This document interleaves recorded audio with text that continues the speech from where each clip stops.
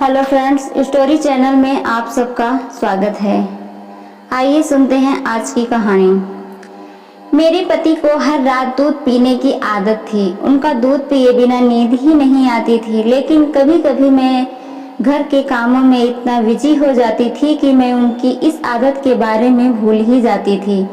एक दिन वह मेरे पास आकर बोले, रोशनी, तुम्हें क्या हो गया है? तुम रोज मेरा दूध कैसे भूल जाती हो? दरअसल कुछ दिनों से मैं काम में इतना बिजी थी कि कुछ बातें तो मुझे याद ही नहीं रहती थी और कुछ बातें ऐसी हो जाती थी जिनके बारे में मैं पूरा दिन सोचती रहती थी।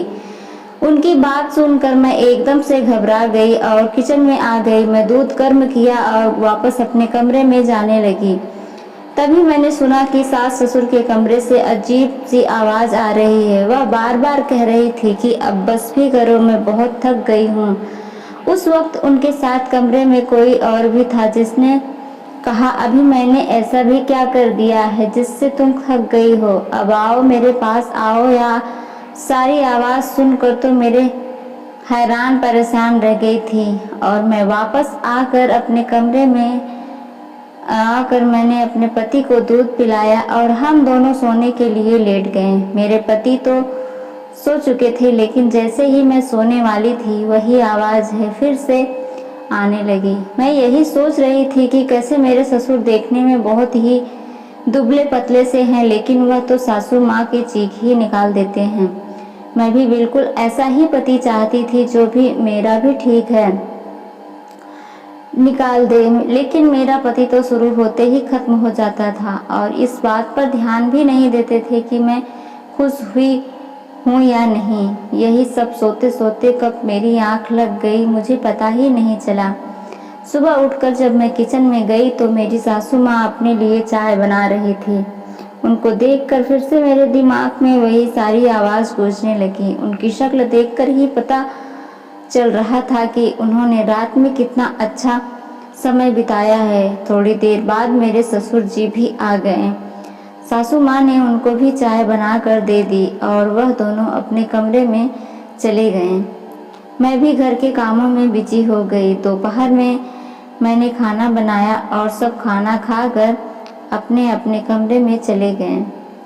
मैं भी अपना सारा काम खत्म करके अपने कमरे में जा ही रही थी,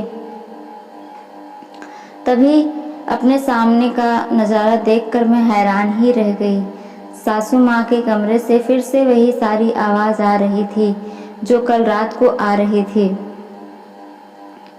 मैं उनके दरवाजे के पास जाकर खड़ी हो गई। सासू माँ ससुर जी को क्या खिलाती हैं? वह ऐसा क्या खाते हैं कि इस बुढ़ापे में भी उनके पास इतनी ताकत है? दूसरी तरफ मेरा पति है जो बहुत जल्दी थक जाते थे और सोने चले जाते थे। मेरी शादी के बाद से ही कभी ऐसा नहीं हुआ था कि मैं अपने पति के पूरी तरीके से संतुष्ट हुई हूँ। उनके सो जाने के बाद मैं पूरा दिख रहा था अपने पति के प्यार के लिए तड़पती रहती थी। मेरी सास वह जिंदगी जी रही थी जो मैं हमेशा से जीना चाहती थी। काश मेरा पति भी ससुर जी की तरह होता तो मैं भी अपनी ज़िंदगी और मज़े ले पाती। मेरी भी सारी इच्छाएं पूरी होती और मुझे भी एक जल बिन मछली की तरह तड़पना नहीं पड़ता। मैं किचन में आकर काम करने लगी, पर मेरे कान में बार बार वही आवाज़ गूंज रही थी। उन सब के बारे में सोचकर मेरे बदन में एक सिहरन सी पैदा हो जाती थी।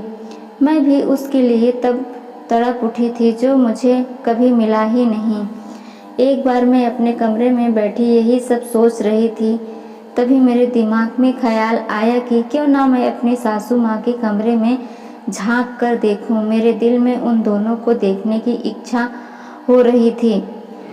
यही सोचकर मैं अपने कमरे से बाहर निकली और उनके कमरे के दरवाजे के पास जाकर खड़ी हो गई। मैं खिड़की के बाहर खड़े होकर उनके कमरे से आ रही आवाज़ सुनने तभी मेरे ससुर जी बोले, बस थोड़ा सा और बर्दाश्त करो, लो, फिर तुम्हें परेशान नहीं करूँगा। ससुर जी यह बात सुनकर मेरी सासू माँ चुप हो गई। अब मैं खिड़की से उनके कमरे के अंदर झांकने की कोशिश कर रही थी, क्योंकि मुझे देखना था कि अंदर क्या हो रहा है, पर उनकी खिड़की पर पर्दे लगे हुए थे, इसलिए मुझे अंदर का कोई नज़ारा ना दिखाई नहीं दे रहा था।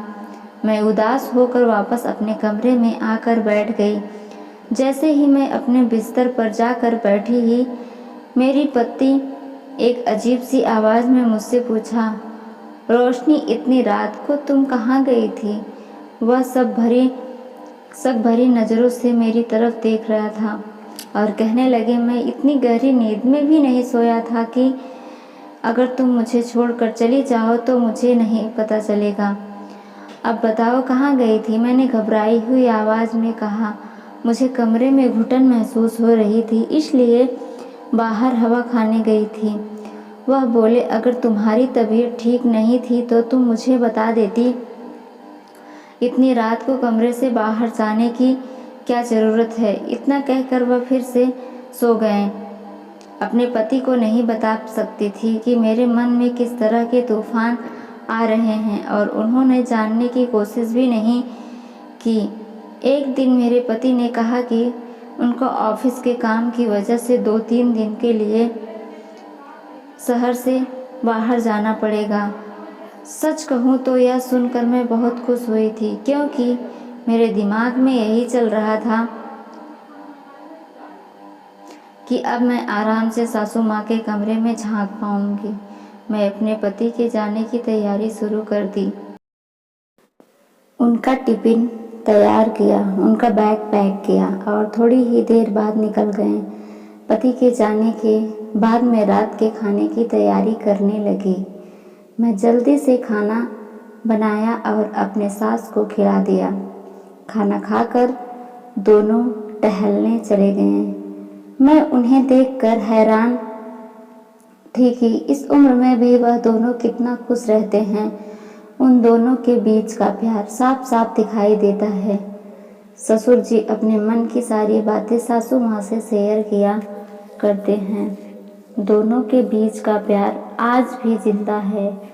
मैं जल्दी जल्दी से अपने सारे काम खत्म किया और ससुर के कमरे में जाकर छुप गई। खिड़की पर पर्दे पड़े होने की वजह से बाहर से कुछ भी नहीं दिखाई देता था, इसलिए मैंने उनके कमरे में छुपने का प्लान बनाया था। मैं ऐसी जगह छुप कर बैठ गई थी जहां वह दोनों मुझे नहीं देख सकते थे। मैं काफ़ी देर तक वहीं बैठे बैठे उन दोनों का इंतज़ार करती रही। मैं थक चुकी थी और मेरे अंदर उन दोनों को देखने की उत्सुकता खत्म हो गई थी। थोड़ी देर बाद दोनों अपने कमरे में आए और बेड पर बैठे। उसके बाद मैं वह सब देखा जिसे देखकर मेरे ही होश उड़ गए।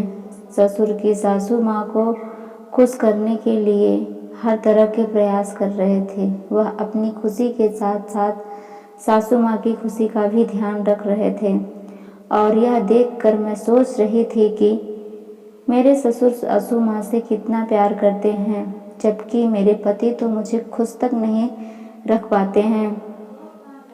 मैं सोच रही थी कि आखिर वह कौन सी चीज़ है जो मेरी सासू माँ मेरे ससुर जी को खिलाती हैं, जो अभी तक इतने ताकतवर हैं। मैं चाहती थी कि मैं वही चीज़ अपने पति को भी दे दूं, ताकि वह भी थोड़ा ताकतवर हो जाएं और मुझसे प्यार करने लगें। मैं अपने सास ससुर को यह सब बातें करते अच्छी तरह से देख रही थी कि अचानक से न जाने मुझे क्या हुआ और मैं उनके सामने जाकर खड़ी हो गई। मुझे सामने खड़ा देखकर वह दोनों चौंक गए। उन दोनों को यकीन नहीं हो रहा था कि मैं उन दोनों को यह सब करते हुए देख लिया है। वह दोनों कुछ देर के लिए तो चौंक, लेकिन फिर मेरे साथ ससुर ने मुझे भी उनकी पार्टी में शामिल कर लिया। मैंने भी उन दोनों के साथ को एंजॉय किया। कुछ घंटे बाद जब मैं उनके कमरे से बाहर निकली तो मैं बहुत थक चुकी थी। मैं इतना थक चुकी थी कि मैं बस अपने कमरे में आकर लेट गई और न जाने कब मेरी आंख लगी। सुबह उठकर जब मैं किचन में गई तो मेरी सासू माँ अपने लिए चाय बना रही थी। मुझे देखकर वह गुस्से में बोली, अगर आज तो हमारे कमरे में आए तो तेरे लिए बिल्कुल भी अच्छा नहीं होगा। मैंने भी गुस्से में जवाब दिया, अगर ससुर जी बुलाएंगे तो ज़रूर आऊँगी। आप कौन होती हो मुझे रोकने वाली? इतने में मेरे ससुर जी कमरे से बाहर आ गए और पूछने वाले कि क्या बात हो रही है। मैंने कहा, ससुर जी सासू माँ मुझे आपके कमरे में आने से मना कर रही हैं। अगर आप भी यही चाहते हो तो मैं आप दोनों के कमरे में बिल्कुल भी नहीं आऊँगी। यह सुनते ही ससुर जी को गुस्सा आ गया और सासू माँ से बोले, तुम उसको मना क्यों कर रही हो? इस घर में पर जितना हक तुम्हारा उतना उसका भी है। वह जब चाहे हमारे कमरे में आ सकती है। जो काम तुम नहीं कर पाती हो, काम बहुत अच्छे से करती, हमारी पार्टी ज्वाइन करती है। और इतना कहकर ससुर जी वहाँ से चले गए।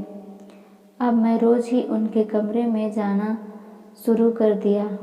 मुझे जो खुशी अपने पति से नहीं नसीब हुई, वह खुशी मुझे अपने सास ससुर के साथ मिलती थी। धीरे धीरे समय बीतता गया और अब मेरी सास को भी मेरी उनके कमरे में आने से कोई दिक्कत नहीं होती थी।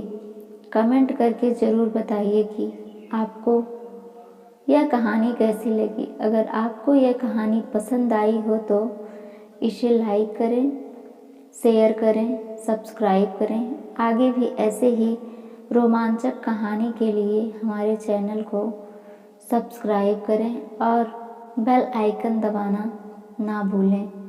सब अपना और अपने परिवार का ख्याल रखना। Thank you.